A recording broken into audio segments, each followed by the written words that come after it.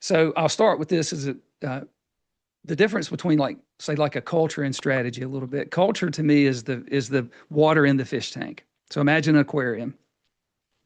The aquarium, everything that's alive in that that sphere, that's your culture. So all living creatures live in the water of the business. That's the culture. The structure of the business is the tank itself and the glass. Okay. So as a good leader, I think you have to understand that. You impact the most people most positively if you have a killer culture. Because when the tank is so healthy, all the living organisms prosper. They don't even think about it. The resistance is not there.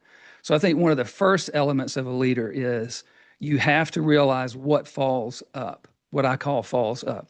What falls up? If you have the power to remove bad guys in your business, people that are bad guys can be defined by the people that work for you. You don't even have to do it. The people that are in the way, they pull against us, they're disruptive, they're perverts, whatever it is that they are, get them out of the business.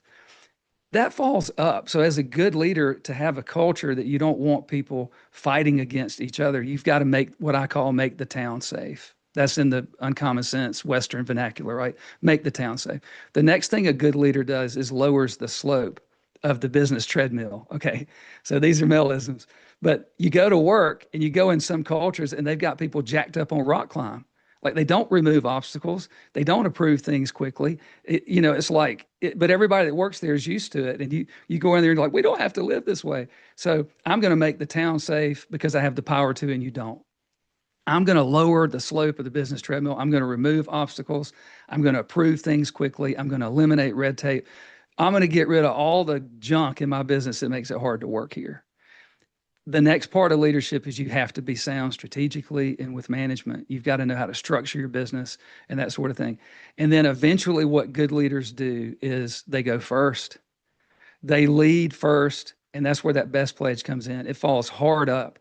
When you go through the whole company and you're like, hey, let's do the best work of our career. And oh, by the way, let's be the best ourselves. And then you go be a terrible person. Everybody in the company's like, Mel, you're a hypocrite. You're a fraud.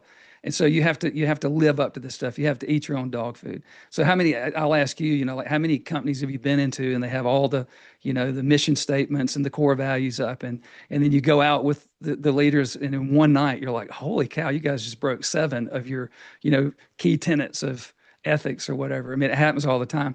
So a good leader brings the mirror and looks in it first and goes, oh, this is what I see. But then the leader turns it on everybody else and sets a standard and says, let's live up to this. I'll go first. I think those are the most important parts of leadership.